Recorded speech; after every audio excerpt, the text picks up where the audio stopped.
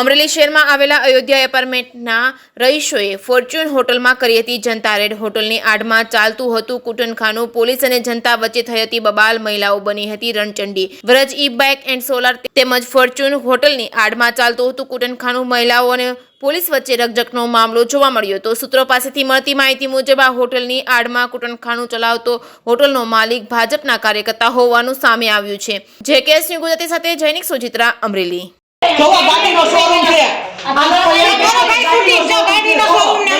લાઈટો કરો બેટા, મી એમ કે ગાડીનો શોરૂમ છે. લાઈટો કરો ઈ સોલરનો સ્ટાફ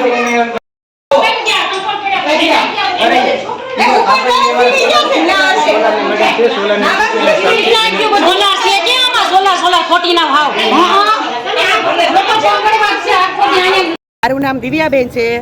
હું કેરિયા રોડે અયોધ્યા સોસાયટીમાં રહું છું.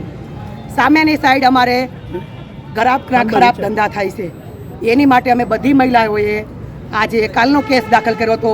એટલે આજે પોલીસ આવી અને અમારે બધાને અમે રંગે હાથે ધરપકડ 3 લેડીઝને છોકરા સાથે પકડી. કઈ જગ્યાએથી પકડ્યા હતા? અમારા અયોધ્યા એપાર્ટમેન્ટની એક્ઝેક્ટ સામે, ફોર્ચ્યુનર હોટલની સામે. અગાઉ ક્યારે તમે રજૂઆત પોલીસને કોઈને કરેલી ખરી? હા, અમે બહુ જ રજૂઆત કરેલી છે. 7 દિવસથી અમે કોર્ટમાં ધક્કા ખાઈ છે. તો ક્યારે કોઈ તંત્ર દ્વારા કોઈ જાતનો કોઈ સપોર્ટ કરવામાં આવેલો? પોલીસ આવ્યા હતા. પોલીસ સહિત જ અમે એ લોકોને બધાને સાથે જ પકડ્યા છે અને પોલીસ લઈ ગયા છે. અમારે એટલી જ મહિલાઓને વિનંતી છે કે જટ છે જટ અહીંયા સીલ લાગવા જોઈએ. અમારે આવા કોઈ જાતના ધંધા અહીંયા ન જોઈ. અમારે બેનો દીકરીઓ કાલ સવારે મોટિયું થાય છે, એ પ્રશ્ન કરે છે અને અમે સગાઈ કરવી છે તો અમારા જમાઈઓ અમને ના પાડીને વયા જાય છે કે અમારે આવા ધંધા હાલે છે એટલે અમારે તમારા છોકરી હારે કોઈ સગાઈ કરવી નથી.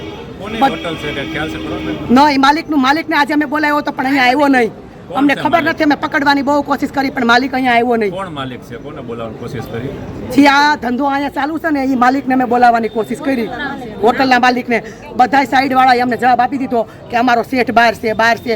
કોઈએ બોલાવ્યો નહીં. પોલીસ પણ હારે, મેડમ પણ હારે હતા, છતાંય અમે ક્યાંય એને શેઠને જોયો નહીં. દિવસથી ચાલતું હોય છે આ લગભગ 2 વર્ષથી હાલે છે.